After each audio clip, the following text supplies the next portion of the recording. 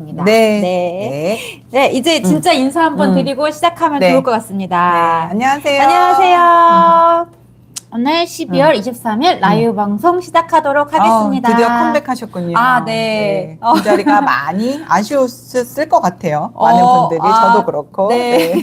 아쉬워해 주셔서 너무 그때 감개무량. 어떻게 하루 비웠는데 어땠어요, 마음이? 오고 마음이 싶었나요? 이 좋았나요? 자리를 누구한테 뺏기지 않을까. 라디오 스타처럼 한 명 아파서 나가면 바로 대기하고 있다가 누가 꿰찰 수 있다. 네네네. 바로 오셨군요. 그럼요. 네, 잘하셨습니다. 네, 그날 댓글로 열심히 댓글 남겼잖아요. 생존을 존재감을. 계속, 그렇죠. 존재감 뿜뿜하셨어요. 네, 그렇습니다. 네, 그래서 오늘 방송은요, 고지혈증과 고혈당 특집으로 준비를 해봤습니다. 그거. 네, 네네. 늘 많이 받는 질문이지만, 그래도, 네, 정무경님? 새로. 오, 네네. 진짜요. 오. 들어와 주셨네요. 네, 정무경님. 반갑습니다. 네, 너무 반갑습니다. 새로 뵙는 성함이어서 네, 너무 네. 반갑습니다. 이재희님께서 약사님 네. 떠나시면 안 된다고. 네, 딴 사람으로 교체하지 말라고. 안 됩니다. 네, 안 합니다. 이제는 너무 감사드립니다. 그래서 오늘은 약사님이 많이 받는 질문 중에서 고지혈증과 고혈당에 대한 특집으로 오늘 라이브 방송 준비를 했거든요. 네네. 그래서 오늘 방송 제가 주제를 간략히 설명드리면요. 처음 1부 25분 동안은 고지혈증에도 소금물이 답인 이유를 이제 25분 동안 약사님 설명을 해주실 건데, 좀 더 세부적으로는 이제 고지혈증에 대한 정말 이해를 도와주시는 얘기를 오늘 해주신다고 하세요. 고지혈증이 왜 생기나, 정말 치료제가 정말 치료제인가, 그리고 저희가 항상 얘기해드리는 이 소금물, 주겸수가 어떻게 고지혈증에 답이 되거나 도움이 되는지까지. 전혀 안 될 것 같은데, 그죠? 그러니까요. 이제는 전혀 연관성을 찾기가 어렵잖아요. 그러니까요. 오늘 그 연관성을 확실하게 네, 찾아드리겠습니다. 맞습니다. 그래서 네. 고지혈증 사실 없는 분들이 없습니다. 40대, 50대 있을 넘어가면서. 수밖에 없는 환경이 있어요. 그 맞아요. 이유를 이따가 말씀드릴게요. 네. 그래서 오늘 이 방송 모든 분들이 보셔야 하는 확실한 이유를 지금 말씀드리고요. 그 다음에 30분부터는 약 10분 동안 유튜브 댓글을 읽어드릴 건데, 저희가 유튜브 댓글 읽어드리는 시간을 되게 촉박하게 항상 잡았었는데, 오늘, 사실 댓글. 오늘 많이 하세요, 약사님. 지난주에 쉬었으니까. 네, 맞습니다. 천천히 슬로우. 네, 오늘 슬로우님 안 오셨네. 그러네요. 왜 안 오셨을까? 니키맘님도. 어디 가셨나요? 지금 놀러 가셨나, 이분라서. 그렇죠. 여행 가셨을 수도 있습니다. 네. 그래서 유튜브 댓글 좀 충분히 읽어드리고, 이 댓글이 많은 공부가 되시는 것 같아서 이렇게 시간을 오늘은 좀. 가족우리님이 안 보여요. 가족우리님 크리스마스 여행 가셨나요? 가족우리님. 여행 가셔서도 시청해 주실 분인데 해외 가셨나? 이분이 댓글 안 남기실 분이 아니신데, 안 남기시면 이제 걱정이 될 정도로 맞습니다. 항상 저희에게 힘을 주시는 분이신데 이상합니다. 급한 일 있으신 걸로. 재밌는 일이 있을 것 같습니다. 네, 맞습니다.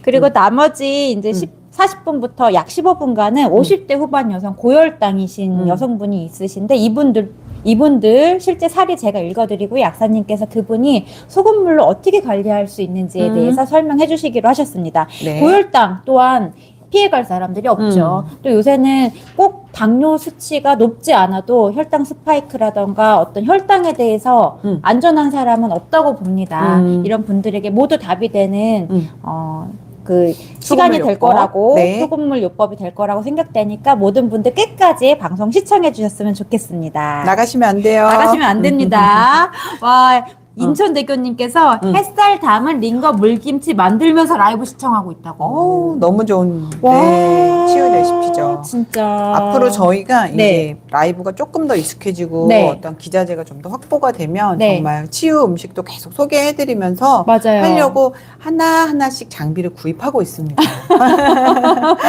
지금은 아직 기자재가 거기까지 못 올라가서 이렇게 좋은 모습을 보여드리기가 더 오히려 안 좋을 것 같아서 막 허둥지둥 막 이럴 것 같아서 좀 좋은 세팅이 되기 위해서 하나하나 좀 장비를 업그레이드를 하고 있으니까 언젠가는 또 도대체 햇살 담은 링거 물김치가 뭐야 뭐 이러실 수도 있어서 그런 것도 다 보여드릴 수 있도록 한다는 거 말씀드리겠습니다. 앞으로도 많이 기대해 주시길 바랍니다. 그래서 첫 번째 드디어 1부 주제입니다. 고지혈증도 소금물이 답인 이유.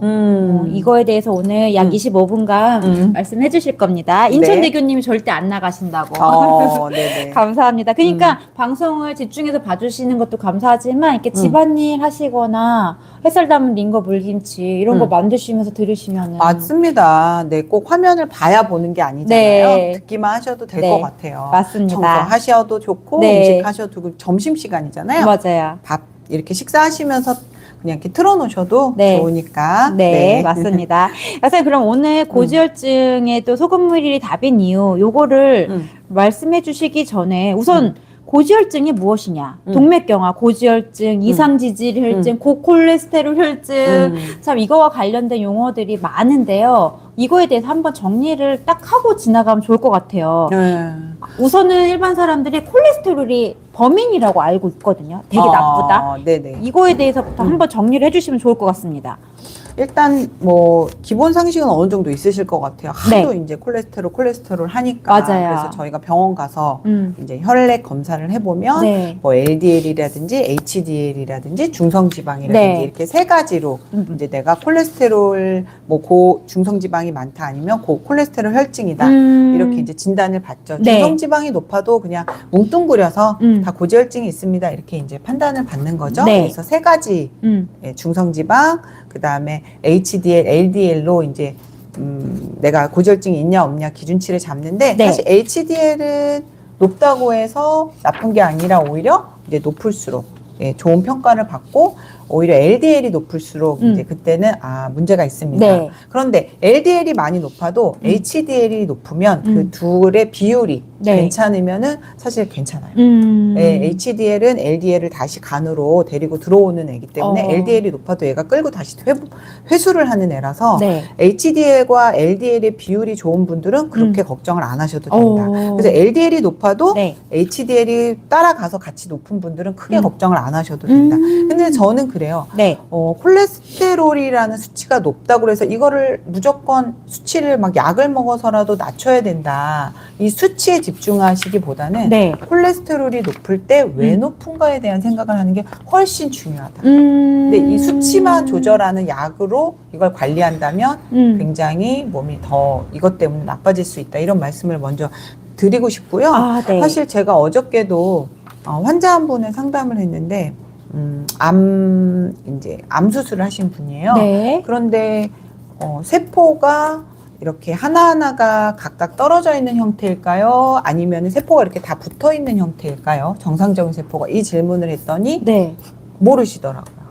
세포는 원래 다 다닥다닥 붙어 있는 거 아니에요? 이렇게 말씀드려요. 약사님은 아시죠? 세포는 한 섬처럼 하나하나가 둥둥 떠 있고 그 주변이 다 물로 둘러싸이는 형태잖아요. 근데 저는 그래요. 많은 분들이 건강을 되게 관리하고는 싶어 하세요. 건강해지고 싶어 하세요. 그리고 질병을 진단을 받았을 때 낫고 싶어도 하세요. 그렇죠. 근데 이 질병의 본질이 어떤 거고 어떻게 내 몸이 생겼고 어떤 노력을 해야 하는지에 대한 공부가 너무 부족하다는 생각이 들어요. 그러니까 적어도 암 환자라면 세포가 어떻게 생겼나 정도는 알아야 되고 정상적인 세포의 모양이 어떻나 정도는 알아야 내가 어떻게 하면 정상으로 갈 것인가에 대한 생각 그리고 암세포는 어떠한 모습을 갖췄냐 정도는 알아야 앞으로 예방도 가능하고 전이라든지 이런 게 관리가 가능하다고 생각을 하거든요. 그거를 무조건 병원이나 의료기관에만 의존할 문제는 전 아니라고 생각해요. 정말 그건 기본적인 문제잖아요. 그래서 마찬가지로 콜레스테롤도 진단 받았어. 수치가 높대. 야, 빨리 가서 약 먹고 수치를 낮춰야겠다. 이게 답이 아니라 왜 내가 높을까라는 거. 그리고 콜레스테롤이 도대체 뭘까라는 공부는 좀 하는 게 좋지 않을까요? 그럼요. 맞아요. 그래서 일단은 중성지방에 대한 말씀을 먼저 해볼게요. 지방을 먹어서 지방이 생긴다. 맞나요? 그렇게 생각하기가 정말 쉽죠. 지방이 많다. 지방 먹어서 그런 거겠지. 이렇게 등가를 적용하기가 참 쉬운 부분이 바로 그 부분이죠. 근데 특히 중성지방 같은 경우는 대부분 포도당을 가지고 만들어요. 그러니까 요새는 그래서 지방을 먹는다라고 생각하는 게 아니라 오히려 당이 쌓이면 지방이 된다 이렇게 생각하는 게 훨씬 맞고요. 실제로 제가 중성지방이 굉장히 높은 분인데 저탄수 식단을 시켰더니 바로 떨어지더라고요. 그래서 저는 이게 누가 저한테 그러는 거예요. 이런 건강 유튜브나 영상을 남겼더니 저한테 저 엊그제 조금 댓글 때문에 상처를 받았는데 거짓말. 거짓말. 이렇게 딱 해놓고 또 어떤 분은 네. 환자가 아니면 환자를 어떻게 알아? 근데 저는 제가 고지혈증이 있거나 당뇨 환자가 아니지만 늘 많이 만나잖아요. 그렇죠. 수없이 어떻게 보면 환자분들보다 더 많은 경험치를 가지고 있거든요. 그렇죠. 네. 네. 그래서 저는 환자를 모른다고 저에게 말씀하실 때 되게 섭섭했어요. 네. 그리고 저도 고지혈증이나 당뇨는 경험해보지 않았지만 다른 질병은 적잖이 경험을 해봤거든요. 그래서 되게 상처를 많이 받고 전 환자와 함께 호흡하고 숨 쉬는 게 숨 쉬듯이 정말 살고 있는 게 제 삶이라고 늘 생각하고 저는 굉장히 깊숙하게 관리를 하고 있잖아요. 네. 코칭이라는 걸 통해서 네. 지금도 굉장히 이제 비만이 심하고 혈압이 높아서 이제 안압이 굉장히 높아서 이분을 이제 관리를 매일매일 해드리고 있는데 저는 제가 환자는 현재는 아니지만 환자와 함께 살고 있다고 생각을 하고 환자의 삶을 대신 살고 있다고 생각하면서 네. 살거든요. 그래서 그 말에는 좀 되게 섭섭하더라고요. 네.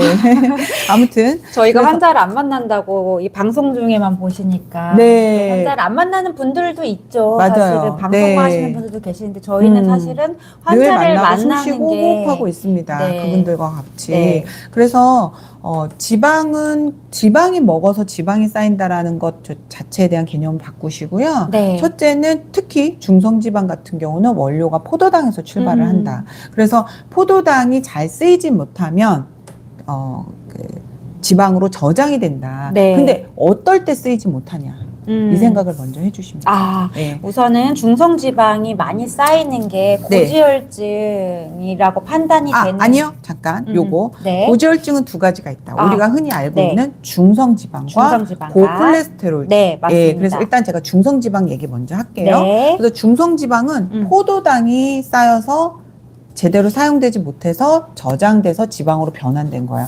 그러니까 포도당은 포도당으로 저장이 안 되잖아요. 네. 그 지방으로 바뀌어서.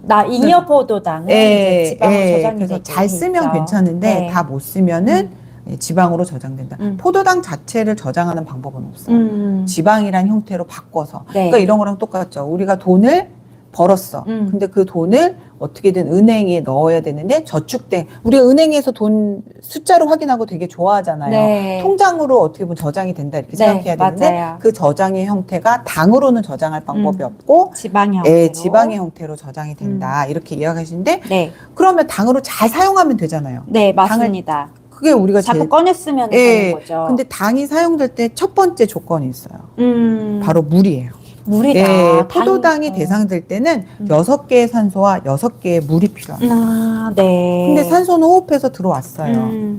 그런데 그 산소도 세포에 전달될 때까지는 산소를 실어다 나르는 택배 기사가 필요합니다. 누굴까요? 그게 바로 혈액 물인 물이에요. 거죠. 물이라는 그 물류를 타고 세포한테 전달이 돼요. 그래서 호흡을 아무리 제대로 해도 물을 안 마시면 이거랑 똑같죠?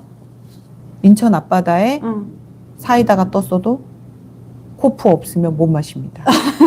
옛날이죠. 코프가 뭐야? 컵이잖아요. 네네네. 굉장히 연식이 오래돼 보이죠. 네, 지금 깜짝 놀라셨죠? 네, 깜짝 놀랐고 여기서 세대 차이를 네, 엄청나게. 느꼈습니다. 그것처럼 우리가 호흡을 굉장히 숲이 많은 곳에 가서 심호흡을 한다고 해도 물 안 마시는 사람은 세포의 전달력이 산소 전달력이 없어요. 첫 번째. 뭐든지 물류가 중요한데 이 물류를 담당하는 게 바로 물이다. 맞습니다. 저희 택배 기사분들이 전부 다 난리 나죠. 꽂짝 납니다. 네, 집 앞에 다 현관문 앞에 아파트로 치면 공동현관 앞에 쌓아놓고 다 가시는 거잖아요.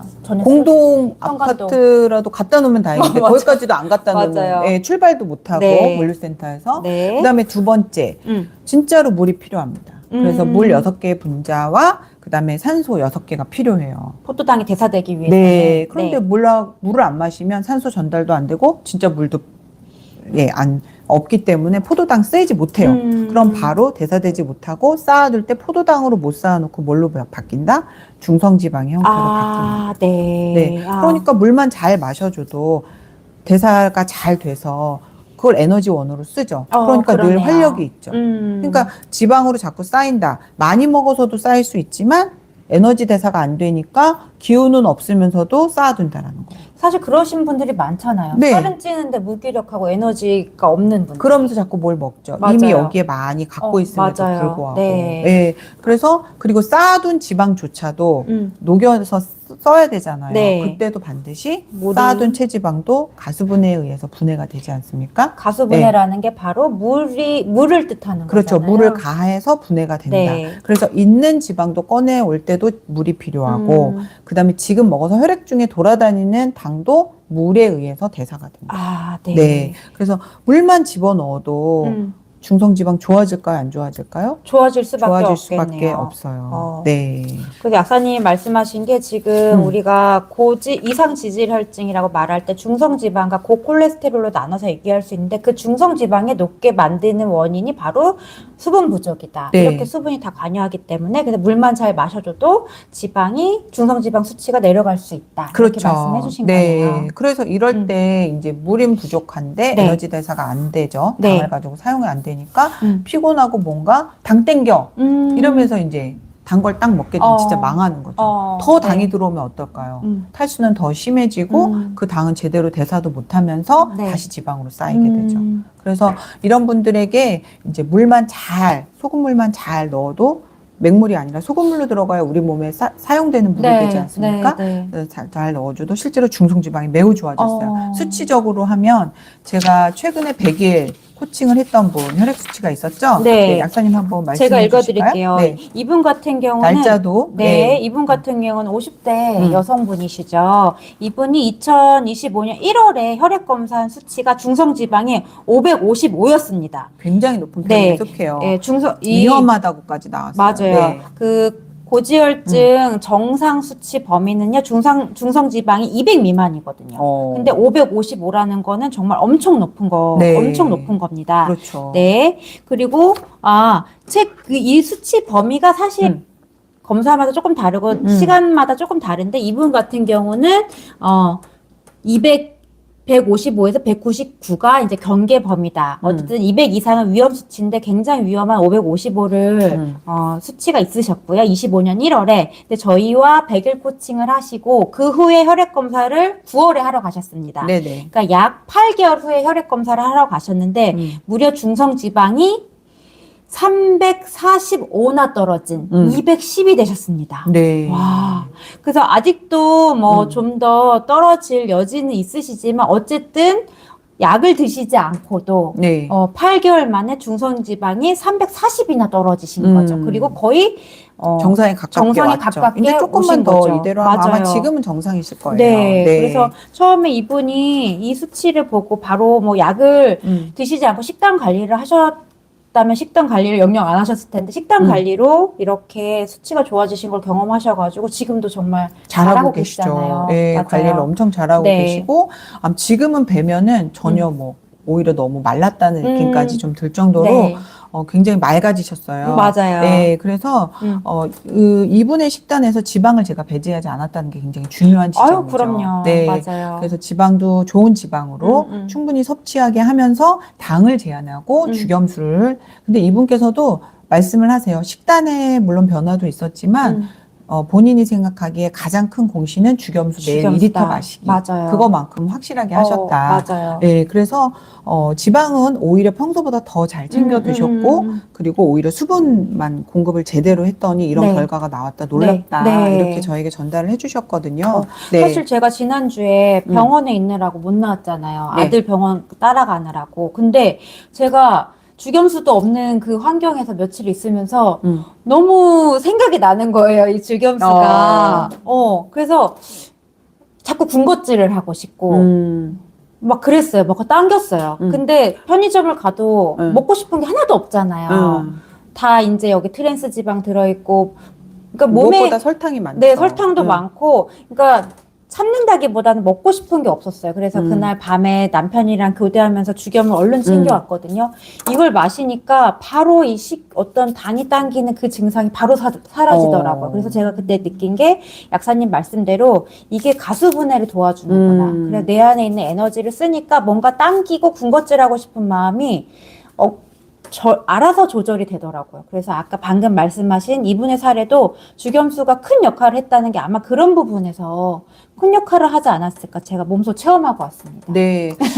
저한테 이제 소금물을 뭐 이런 말을 하더라고요. 어떤 전문가 유튜버께서 소금물을 오랫동안 평생 그렇게 많이 마시면 안 된다 이런 말을 하시는 거예요. 전 너무 이해가 안 가는 거예요. 왜냐면 우리가 먹는 음식이 거기에 있는 비타민, 미네랄, 단백질, 지방 걷어내면 다 소금물이거든요. 그러니까요. 해당되지 않는 음식이 없어요. 소금과 물입니다. 우리가 결국에는 그것들을 먹을 때 기본적으로 음식에 단백질, 지방도 먹지만 염분과 물을 섭취하기 위함이 엄청 크거든요. 근데 다만 그게 음식 형태로 들어있으니까 이게 소금물일까? 이런 생각을 할 뿐인 거죠. 맞아요. 제가 이번에 입원했더니 아들이 계속 몇 끼니 나온 식사가 뭔지 아세요? 동치미. 맞아요. 환자식에 늘 죽집 가도 맞아요. 동치미 항상 나오잖아요. 그게 바로 소금물이잖아요. 전해질의 공급이죠. 네, 약사님의 그 댓글 쓰신 그분의 말씀대로라면 그럼 동치미를 오래 먹으면 안 된다는 얘기인가요? 그분은 그러면 식사를 뭐 몇십 년 이후에는 어떤 캡슐을 드실 건가요? 그럼 국물 없이 캡슐로? 죽는 그날까지 우리는 음식을 먹습니다. 근데 단지 음식 형태로 화려하게 이렇게 이런저런 음식일 뿐이지 이거저거 다 치우고 남는 거는 소금하고 물인 거예요. 네. 그래서 저는 그거를 평생 할 습관이 아니다라고 이야기하는 건 너무 반대를 하는 거고요. 네. 이제 중성지방에 대한 얘기는 여기까지 맞습니다. 하고 이제 고지혈증에 대한 이야기 하겠습니다. 즉 HDL이나 LDL과 같은 콜레스테롤에 대해서 콜레스테롤에 대한 이야기를 할게요. 네. 이제 그 두 번째 주제가 콜레스테롤 약 먹어야 하는가. 네. 근데 이제 콜레스테롤이라는 개념을 또 아셔야 돼요. 그러니까 이제 중성지방과 콜레스테롤을 좀 분리해서 생각을 하셔야죠. 네. 뭉뚱그려서 이제 다 기름이다 이렇게 해버리니까. 네. 아까도 말했지만 중성지방은 뿌리가 어디에 있다? 탄수화물에 있다. 그래서 떡방을 끊어야 되는 거예요. 네. 이제 콜레스테롤 얘기를 또 할게요. 네. 콜레스테롤 일단은 우리 몸에 과연 유해한 것인가? 콜레스테롤 자체가. 콜레스테롤에 대한 저는 인식이 바뀌어야 될 것 같아요. 저는 콜레스테롤이 나쁘다는 생각 자체를 안 하고 있습니다. 네. 일단 우리 몸에서 하는 일이 너무 많아요. 첫째, 세포막을 만들어줘요. 네. 비타민 D도. 네. 그리고 성호르몬도 콜레스테롤. 맞아요. 네. 콜레스테롤이 없으면 못 만들게 하면 비타민 D도 못 만들고 세포막도 못 만들고 네. 호르몬도 못 만들어요. 네. 콜레스테롤이 그렇게 악한 존재가 아니라는 네. 너무너무 필요한 거죠. 이 세 가지 중에 덜 필요한 거 있으면 말씀해 보세요. 전혀 없고요. 네. 진짜 그게 생각나네요. 어디 도둑이 들어가 불이 나서 갔더니 소방차가 있었다. 그러니까 소방차를 범인으로 오해하는 그 상황이라고 콜레스테롤 설명하셨던 게 기억나요. 오히려 그 불을 끌려고 그 나쁜 사태를 해결하려고 네. 온 애를 세포막이 네. 고장나서 세포막을 복구하려고 나타난 콜레스테롤을 보고 콜레스테롤이 범인이라고 잘못 오해한 거라고 설명이 네. 기억이 나거든요. 그래서 저는 많은 분들이 고쳐야 될 인식 중에 하나가 혈압. 혈압. 저는 혈압도 사실 우리 몸을 굉장히 꾸준히 살리려고 노력하는 노력의 결과물이라는 거. 그래서 혈압도 제가 요즘 이 책을 이제 예전에 읽다가 또 다시 한번 소환해서 읽고 있거든요. 혹시 네. 보일까요? 이분도 뭐라고 했냐면요. 혈압 수치, 숫자에 민감하지 맙시다. 예, 그리고 이분도 혈압이 138 정도인데 매우 자기는 이 혈압이 만족한다. 예, 과거의 혈관과 지금 나의 혈관이 탄력성이 다르기 때문에 나이가 들어감에 따라서 혈관의 혈압이 과측정되는 건 맞다 이거죠. 실제로 심장에서 압력을 올려서 혈압이 올라간 것보다는 혈관이 안 늘어나니까 혈압이 더 많이 측정되는 게 맞다. 그게 좋은 혈압이다. 이렇게 말씀을 하거든요. 네. 근데 저희가 어떻게 보면 콜레스테롤도 과도하게 예민하게 지금 이렇게 만들어져 있는 것 중에 하나인 거예요. 저는 콜레스테롤이 없으면 너무 걱정된다고 생각을 하고요. 이거 자체가 네. 불안한 거. 그러니까 약사님의 몸이 20대의 몸과 지금의 몸이 같나요? 다르다는 건 인정하시죠? 네, 다르죠. 네. 그 콜레스테롤이 그래서 더 많이 필요한 거예요. 그렇죠. 예, 복구하러 가야 되니까. 보수하고 수리해야 될 맞아요. 재료고 더 많이 요구량이 필요해서 더 많이 만드는 거거든요. 이때 내가 콜레스테롤을 제한하잖아요. 만약에 콜레스테롤이 들어간 음식 막 예전에 요즘도 그런 병원이 있나요? 콜레스테롤 수치가 높으면 계란 먹지 말아라, 새우 먹지 말아라 하는데 그걸 안 먹게 되면 오히려 생합성을 더 많이 한다는 거예요. 우리 몸은 어쨌든 필요량의 절대적인 수치를 생성하는 것으로 맞춘다고 하잖아요. 근데 우리는 맞아요. 항상 많이 만들 때 놀래서 더 많이 만들어요. 좀 약간 저 같은 성격이에요. 중간이 없고. 그래서 안 먹으면 더 필요량만큼 정확하게 만드는 게 아니라 놀라서 더 많이 만드는 것도 있죠. 그래서 당연히 그렇겠죠. 정확히 어떻게 딱 떨어질 순 없잖아요. 맞습니다. 그래서 콜레스테롤 그거를 우산 효과라고 해요. 먹으면 오히려 덜 만든다. 네. 그리고 콜레스테롤은 먹어서 우리 몸에 이제 있는 비율과 생합성하는 비율이 3대 7이에요. 그러니까 만들어지는 게 훨씬 더 기여도가 높다라는 거죠. 네. 그것도 알고 계시면 좋을 것 같아요. 그래서 저는 일단은 콜레스테롤을 나쁘게 보는 시각부터 바꿔야 된다는 생각이 들어요. 그리고 아까 너무 좋은 지점을 말씀을 해주셨는데 콜레스테롤은 정말 우리 몸을 땜질하는 땜질 재료입니다. 진짜 땜질 뭐냐? 세포막이 손상되고 조직이 손상됐을 때 콜레스테롤이 보수를 하는 애예요. 그런데 제일 우리 몸에서 콜레스테롤이 불안한 존재로 지적당하는 지점이 뭘까요? 혈관 안에 콜레스테롤. 이게 많으면 큰일 난다고 하잖아요. 네, 맞아요. 왜 많을까요, 거기에? 혈관이 손상이 돼서, 그리고 왜 손상이 될까요? 과도하게 이 탈수가 일어나서 혈액이 모자르면 우리 몸에서 어떻게 할까요? 힘차게 밀어낼 때. 그때 혈액들이 혈관을 손상시키면서 흘러갑니다. 그래서 혈액이 심장에서 뿜어져 나올 때 어떤 느낌이냐면 쫄쫄쫄 나가지 않아요. 파도가 치듯이 쫙 하고 나갑니다.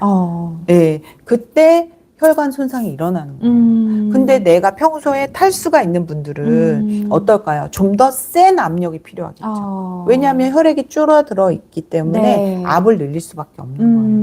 그럼 손상이 더 많이 일어나죠. 그때 혈구들끼리 서로 부딪히면서 혈구 손상도 같이 일어납니다. 그리고 혈관 손상, 내피 손상 같이 일어나고. 그럼 땜질할 재료를 만들어내는 내 몸이 잘못된 건가요? 아니면 잘하는 건가요?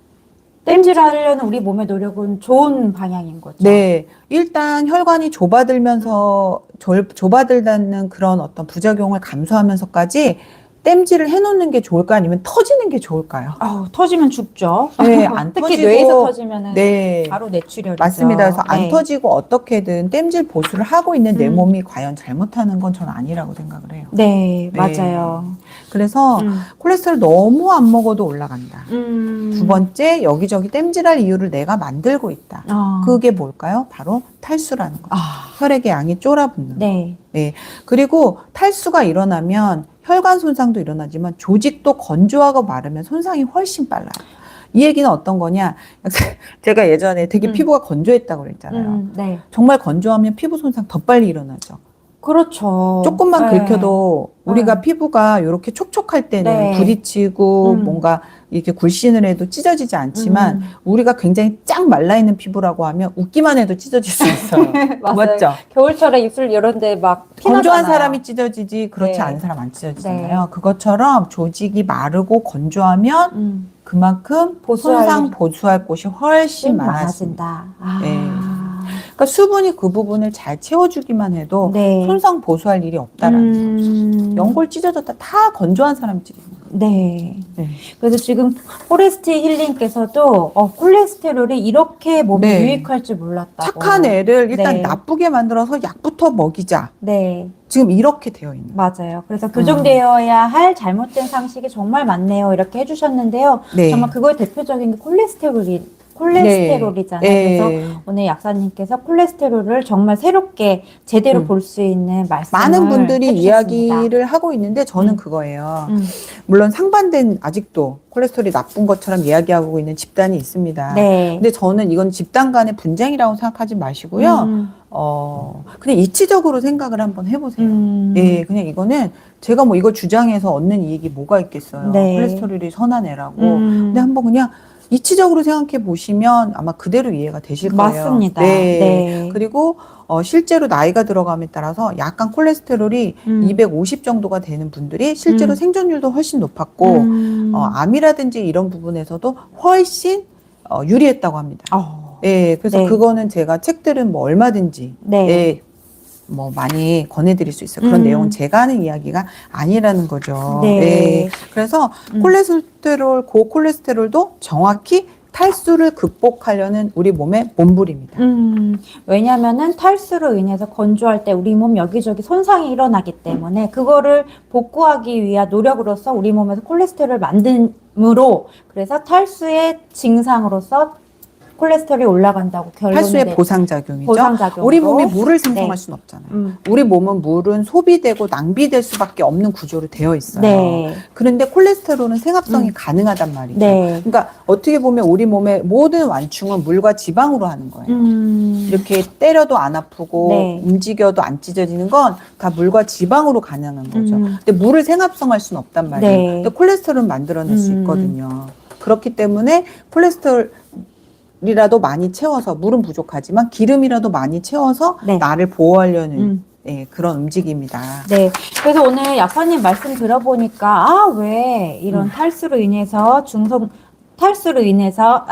물 부족으로 인해서 중성지방도 올라가고 콜레스테롤도 생기는지 이렇게 정리를 잘 해주셔서 왜 소금물이 답인지까지 스스로 결론이 나셨을 것 같긴 그쵸. 해요. 마지막으로 그래도 약사님께서 고지혈증도 소금물이 답인 이유 마지막으로 정리해 주시면서 이 챕터는 마무리했으면 제가 또 좋겠습니다. 끝내야 되는 시간이 왔군요. 벌써 네, 더 하고 싶은 얘기가 많았는데 네. 시간상 네네. 네. 그래서 저는 그래요. 왜 사람들이 이야기할 때 소금을 이제 왜 먹어야 되는가, 추가적으로 왜 먹어야 되는가 이런 이야기들을 굉장히 많이 하는데 결국에는 지방도 우리 몸에서 이렇게 보면은 결국에는 우리 몸이 물과 지방 아니면 물과 흙, 지방도 뭘로 만든다 그랬죠? 아까 포도당으로 만드는 거잖아요. 결국에는 우리 몸은 쪼개고 나누고 보면 결국 물과 지방 또는 물과 흙 이런 표현을 써도 돼요. 지방하고 흙이다. 네. 우리는 왜 결국 흙으로 돌아간다고 하잖아요. 네. 이런 물질적인 부분, 고체에 해당되는 건 결국 흙이라고 표현을 하면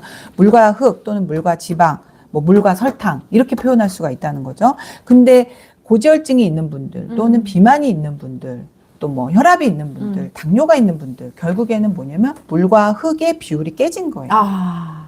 그래서 흙의 비율이 자꾸 올라가는 거죠. 네. 네. 그래서 이런 분들의 인바디를 정확하게 보면 체수분이 줄어져 있고 근육량이 줄어져 있고 네. 지방량이 높습니다. 이렇게 나와요. 근데 이거를 이제 굳이 콜레스테롤만 쳐다보고 어떻게 할까 이렇게 하지 마시고 물과 지방의 비율, 물과 흙의 비율을 조정을 하려고 하는데 지방을 덜 먹겠다. 아니면 뭐 당을 덜 먹겠다. 이 노력도 중요하지만 네. 이걸 자꾸만 더 만들게 하는 인자가 바로 물 부족이라는 거예요. 그래서 물 부족을 올리는 적극적인 방향으로 소금물을 먹는 것이 어떻겠냐. 네. 예, 이런 말씀을 좀 드리고 싶다. 네. 네네. 약사님, 모든 지금까지의 강의 라이브 방송이 다 그렇지만은 더 짜게 먹어라가 아니고 이렇게 완전히 뒤틀린 비율을 정상화하자 이런 그런 차원에서 얘기죠. 계속 소금물에 네, 대해서 그리고 말씀을 하시는 정확하게 거죠. 이해하셔야 되는 게 이거예요. 결국에는 우리 몸에 당과 소금의 본질적 차이가 있습니다. 당은 아까 뭐로 된다 그랬죠? 지방으로 저장이 돼요. 네. 그런데 물은 저장할 방법이 없어요. 우리 몸은 물을 낭비하게 되어 있거든요. 이게 한 바퀴 돌고 빠져나가는 그냥 거죠? 나가는 거예요. 네. 그렇다고 의미가 없는 건 절대 아니고. 그럼 아니죠. 그래서 꾸준히 네. 먹고 열심히 먹어줄 수밖에 없고 약간 상회하게 먹어야 되는 거예요. 근데 반대로 설탕은 제한하면서 자꾸 제한을 걸어줘야 됩니다. 네. 왜? 이거는 잉여는 무조건 지방으로 전환이 됐고 저장이 되기 때문에 네. 오히려 당에는 자꾸만 제한을 걸어줘야 되고 소금은 오히려 넘치게 여유 있게 먹어도 되는 상황이에요. 왜? 현대 사회가 우리 몸이 낭비가 되어 있는 구조니까. 네. 그럼에도 불구하고 우리는 어떻게 교육을 받냐. 당에 대해서는 크게 제한이 없고 네. 소금은 마치 위험한 물질인 것처럼 맞아요. 계속 제한을 걸기 때문에 우리가 지금 불건강하다고 저는 생각을 해요. 그래서 저한테 자꾸 뭐 이게 저한테 기전을 설명해라. 뭐 당뇨를 뭐 약사님 좀 설명해 보시죠. 왜 소금물이 되는 이게 중요한 게 아니라 그냥 이치적으로 이해하시면 될 것 맞아요. 같아요. 네. 이 소금물이 0.9%라는 농도를 우리 몸에서 이렇게 완벽하게 조정하는 이유 자체가 그만큼 중요해서인데 오히려 이 수치를 정확하게 여기에 이걸 상회하게 마시면 안 되는 것처럼 잘못 해석하고 있는 게 맞아요. 우리 문제가 몸은 아닐까 알아서 싶습니다. 다 조절하고 버릴 줄 아는 네, 거죠. 그 이유는 그만큼 중요하기 때문에 우리 네. 몸에서 조정을 한다. 네, 오늘 고지혈증에 대해서 사실 자유로운 분이 없으신데 약사님의 설명을 통해서 많이 이해가 되셨을 것 같고 소금물 열심히 드셔야겠다는 생각도 하셨을 것 같습니다. 다음에 더 다른 분의 사례로 이 주제에 대해서 달아드리는 시간 만들어 보도록 하도록 하겠습니다. 네, 저희가 약간 시간이 지체되었지만 네. 아까 수다를 너무 많이 떨었네요. 아니에요. 네, 오늘 해주실 얘기가 너무 깊었기 때문에 또 충분히 하는 시간 가져봤고요. 네, 다음 주제로 이제 넘어가기 전에 중간에 쉬어가는 시간으로서 제가 또 유튜브 댓글 읽어드리는 시간 갖도록 하겠습니다. 네, 우선은 이 댓글은 야간요에 대해서 다뤄드렸던 주제이기 때문에 야간요 얘기가 많거든요. 네, 그런 거 참고해서 들어주셨으면 좋을 것 같은데요. 우선 야간요와 잠에 대해서 불면증에 대해서 다뤄드렸던 주제에 달린 댓글입니다. 우선 박현선님께서요. 어젯밤에 따뜻한 물에 죽염을 조금 타서 마시고 7시간 통잠을 잤어요. 거의 10년 만입니다. 와. 감사드립니다. 와.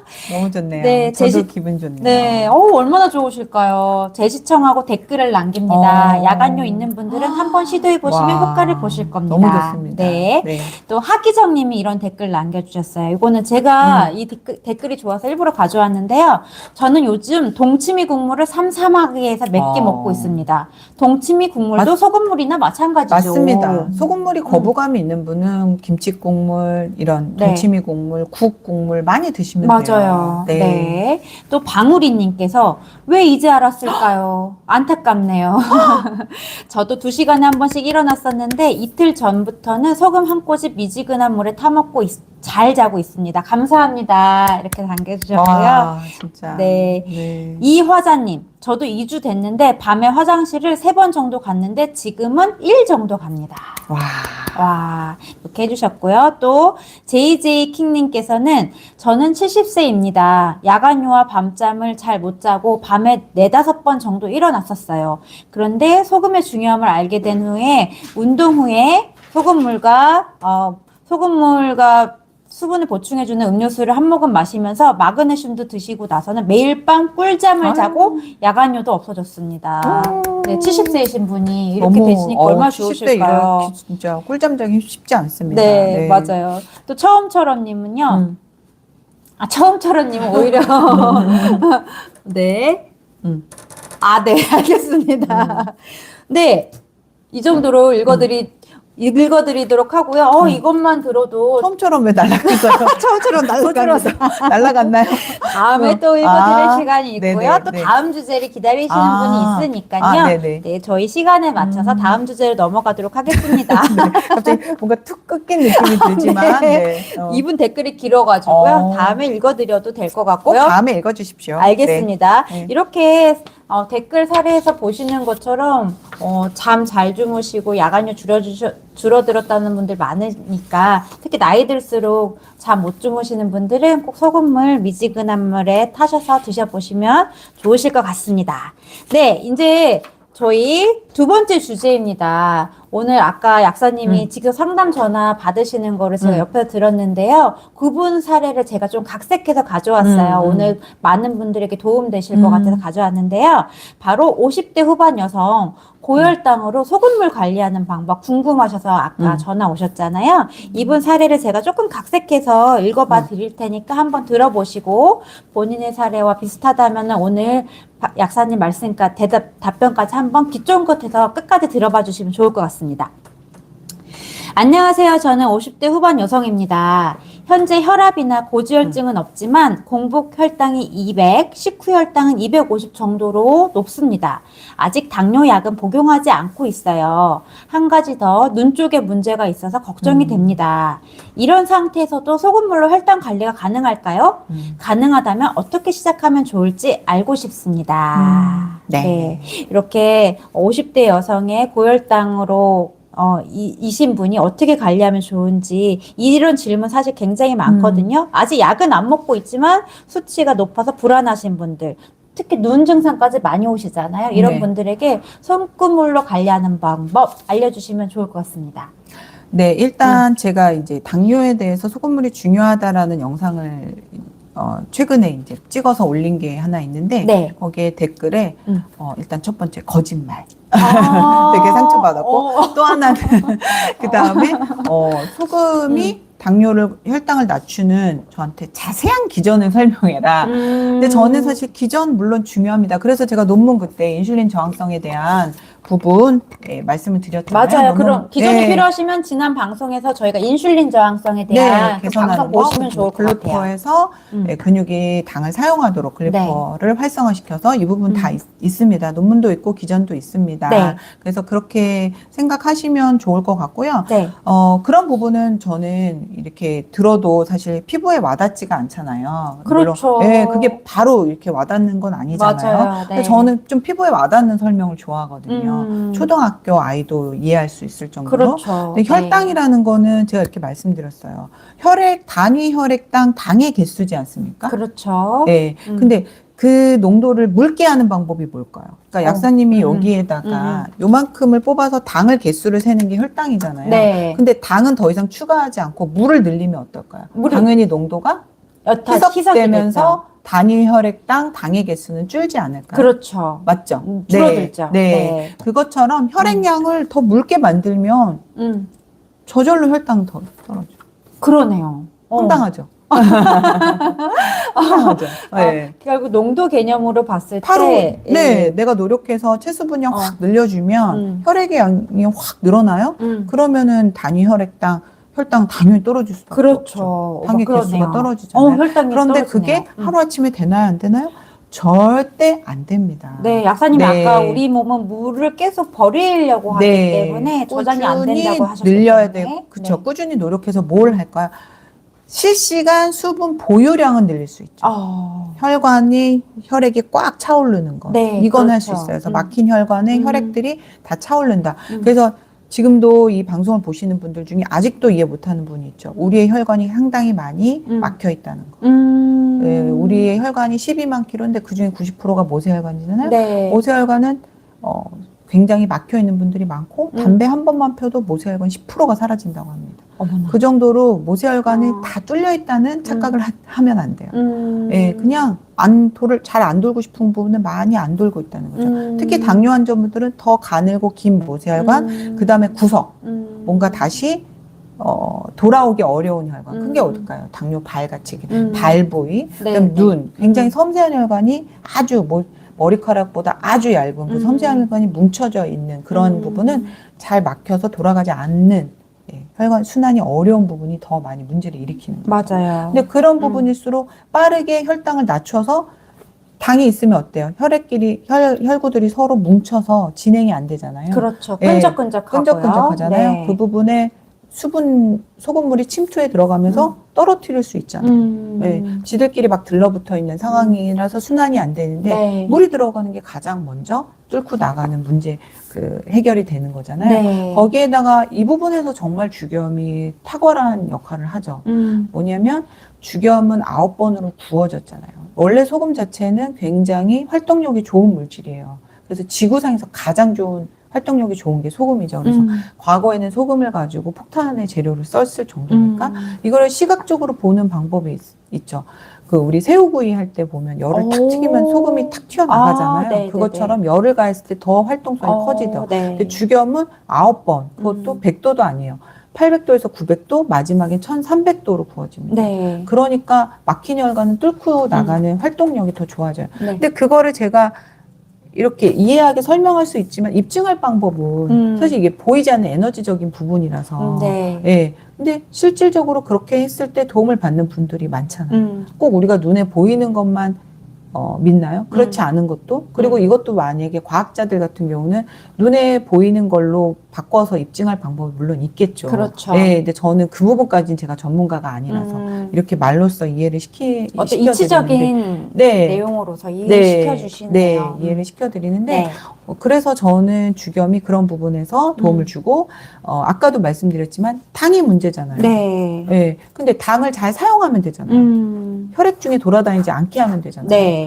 그래서 잘 사용하는데 아까 뭐가 필요하다고 그랬죠? 수분이 필요하다고 물이 무조건 하셨죠. 필요하다고 네. 했죠. 근데 우리 몸의 물은 반드시 소금물로 존재하니까 소금물로 넣어주는 게 맞는 거죠. 이분이 예전에도 물은 많이 드셨대요. 네. 근데 물만 많이 먹으면 어때요? 우리 몸은 뭐가 오죠? 수분량이 늘어나는 게 아니라 오히려 탈수가 오죠. 그렇죠. 맹물을 많이 먹게 되면 네. 0.9% 염도를 맞추기 위해서 오히려 물량은 더 줄어듭니다. 네. 네.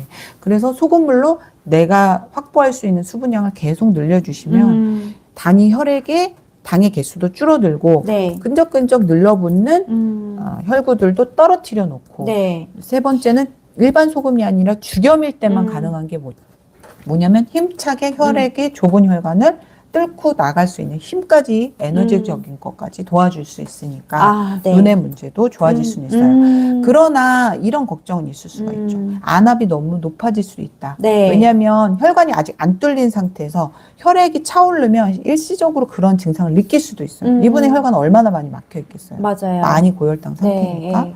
그러니까 일시적으로는 혈관이 팽창을 잘 안 하는 상태에서 혈액이 차오르니까 눈이 아프다거나 머리가 아프면 좀 이러다가 눈에 혈관이 터지면 어떡하나 이런 걱정을 하실 수도 있죠. 그러니까 이런 분은 정말 차분히 천천히 소금물의 양을 늘려나가야 된다고 생각을 해요. 네. 예. 저희 코칭 받았던 수강생 중에서 하셨던 말씀이 생각나네요. 주겸수가 처음에는 마실 때는 마시면 소변을 자주 보러 가셨는데 나중에는 소변 가는 횟수가 줄어들었다 이러면서 소금길이 뚫렸다는 게 바로 이 말이구나. 네. 이렇게 말씀을 하셨거든요. 그러니까 소금길이 뚫렸다는 거는 바로 그 막혔던 미세혈관들, 모세혈관들이 이제 뚫리면서 그쪽으로 혈액이 차오르는 거죠. 차면서 이제 소금 결론적으로 화장실 가는 횟수가 줄어들게 되신 거죠. 네.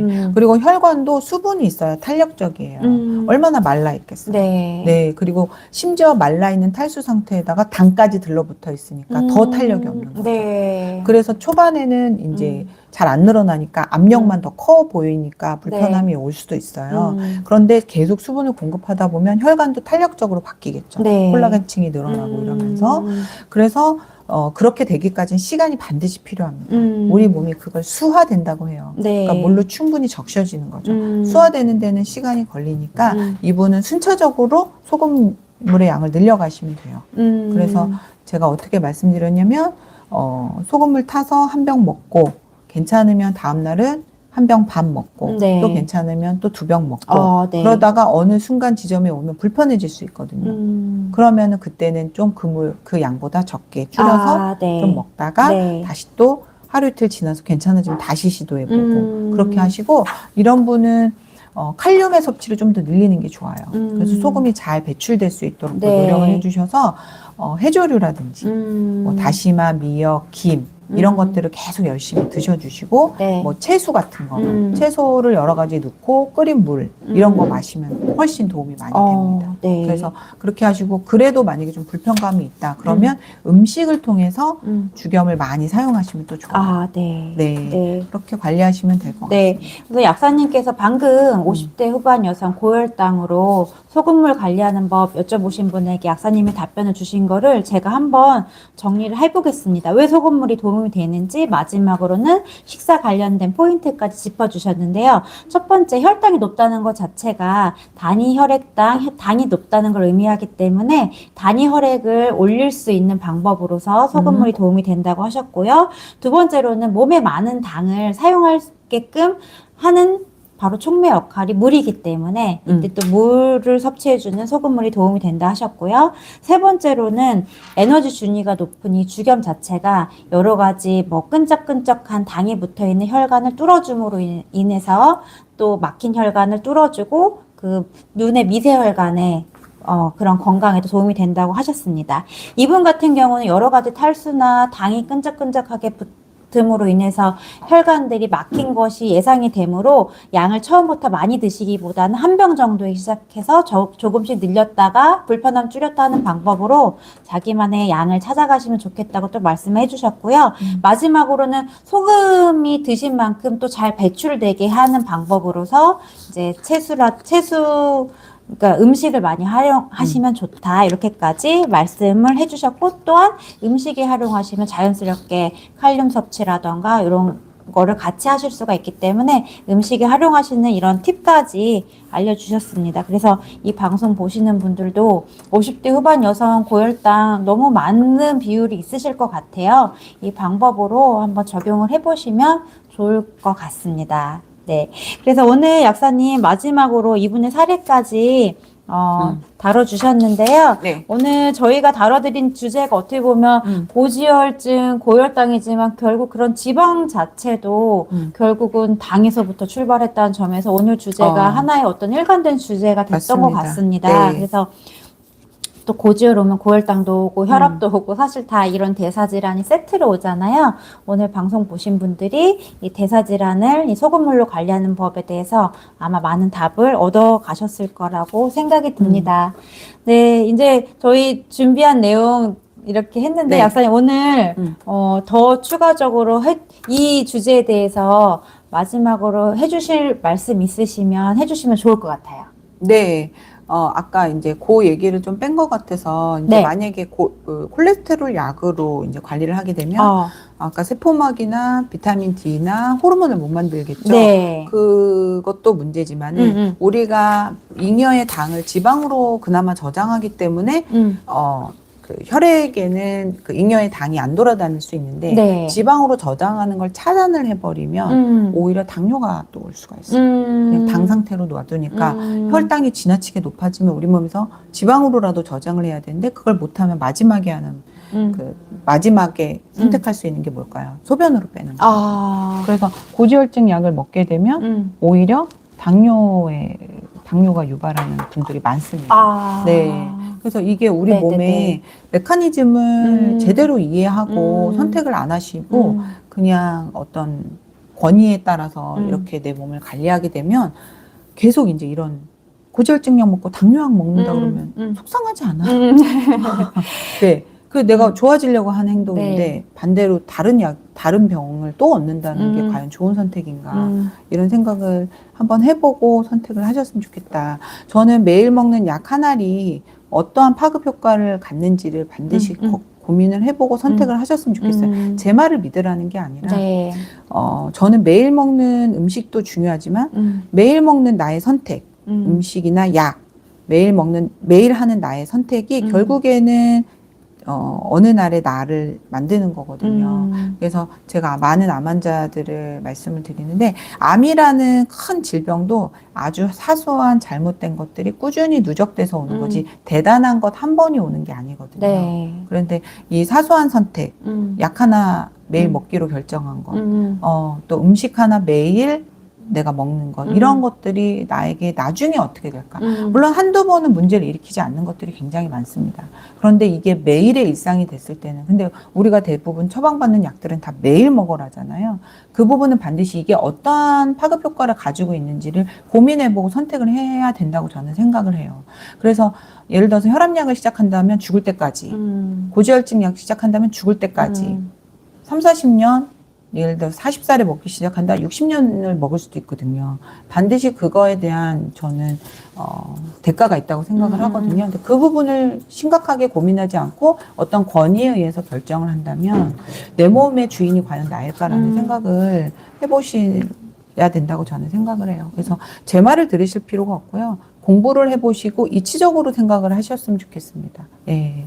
약사님 말씀 들어보니까 아까 콜레스테롤 약, 그러니까 고지혈증 약을 먹다가 오히려 또 다른 문제가 생길 수 있다. 이 얘기를 들어보니까 우리 댐을 상상해 봤을 때 여기 어디 구멍이 뚫려서 거길 막았더니 또 다른 데가 또 넘치고 이러면서 완전 홍수가 나면서 총체적인 문제가 생기는 이런 상황이 상상이 됐는데 결국 원인을 접근을 해야지 여길 차단하면 또 다른 데서 그 문제가 또 삐져나오기 때문에 원인적으로 잘 접근하는 방법이 필요하다는 거를 강조해 주셨다고 생각이 들고요. 또 두 번째로는 하나하나의 작은 선택인 것 같지만 얘기했지만 누적됐을 때 내 몸이 치러야 되는 대가라던가 그런 문제를 얘기해 주셨는데 또 한편으로는 든 생각이 그럼 오늘 하루부터 좋은 습관을 꾸준히 이어가면은 아무리 사소한 습관이라도 꾸준히 지속한다면 내가 굉장히 건강해질 수 있겠다. 대단한 걸 하는 게 아니라 그 시작으로 죽염수를 하루에 꾸준히 드셔주시는 게 내 몸의 건강을 10년 뒤, 20년 뒤를 결정할 수 있다는 생각도 또 드는 것 같아요. 네. 그래서 제가 죽염수로 많은 분들을 건강하게 이제 만들어 드릴 수 있다라고 말씀드릴 수 있는 게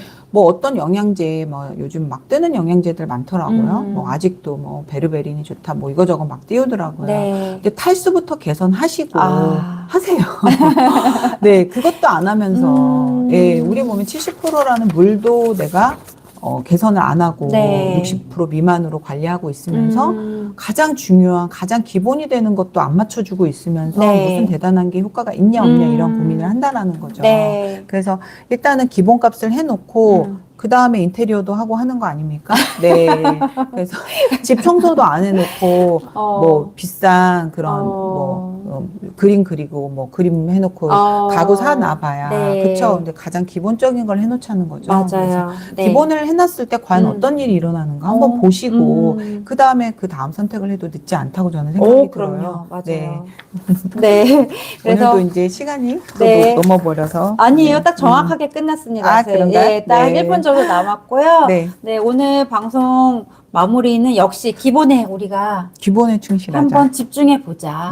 충실해 보자. 이렇게. 근데 그 기본에 충실하기 쉬운 일 절대 아닙니다. 저희가 많은 환자분들을 만나지만 그 기본이 안 되셔 분들이 사실 대부분이잖아요. 저 또한 매일매일 수분을 빼는 습관을 하고 있고요. 그만큼 다 못 채우고 하루가 지나가요. 그래서 쉽지 않다. 음악을 틀어드린다고 약사님 말씀 중에 틀어버렸네요. 네, 그래서 오늘도 방송 보시고 이해하지 못했답니다. 쉬린가 보네요. 오늘 방송 보시고 기본에 충실한 2026년 계획 한번 세워보셨으면 좋을 것 같아요. 새해에도 소금물 열심히 죽염을 잘 챙겨 드시고요. 촉촉한 하루 보내셨으면 좋겠습니다. 촉촉한 하루 보내십시오. 오늘도 방송 봐주셔서 감사합니다. 크리스마스 지나고 뵙겠네요. 네, 맞습니다. 즐거운 크리스마스.